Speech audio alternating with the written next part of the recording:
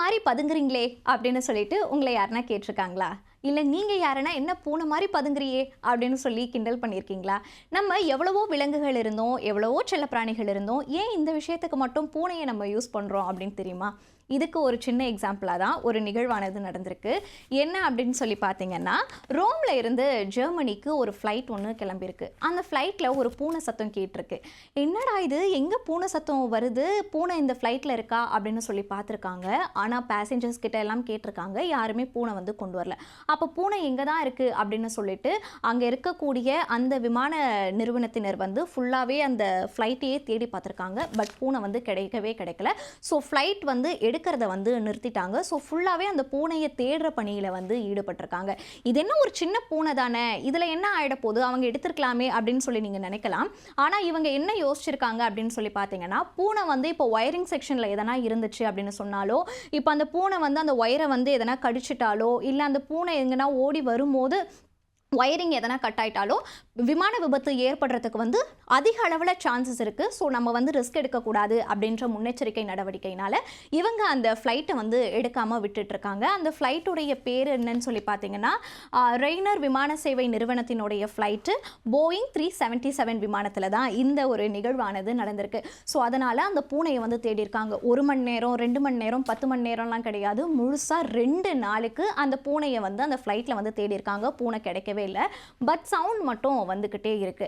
அதனால இவங்க என்ன பண்ணிருக்காங்க, ஃப்ளைட்டோடைய பேனல் பார்ட்ஸ் எல்லாமே கழட்டி பார்த்துருக்காங்க. பட் பூனை கிடைக்கவே இல்லை. ஒயரிங் செக்ஷன்ல தான் பூனை வந்து இருக்கு அப்படின்றத மட்டும் அவங்க வந்து கணிச்சிட்டாங்க. அதன் பிறகு 2 நாள் ஆயும் கிடைக்கவே இல்லை. அப்புறம் என்ன ஆகுது அப்படின்னு சொல்லி பார்த்தீங்கன்னா, ஒரு ஓப்பன் இடம் இருக்குது.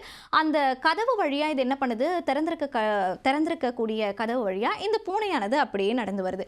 அதுவும் எப்படின்னு சொன்னால், கேட் வாக் அப்படின்றது நம்ம எல்லாரும் ரொம்ப ஸ்பெஷாலிட்டியாக பேசுவோம் இல்லையா, அந்த மாதிரி கேட்டானது கேட் வாக் போட்டு நடந்து ரொம்ப அசால்ட்டாக நடந்து அதன் பிறகு அது ஓடி போயிருக்கு.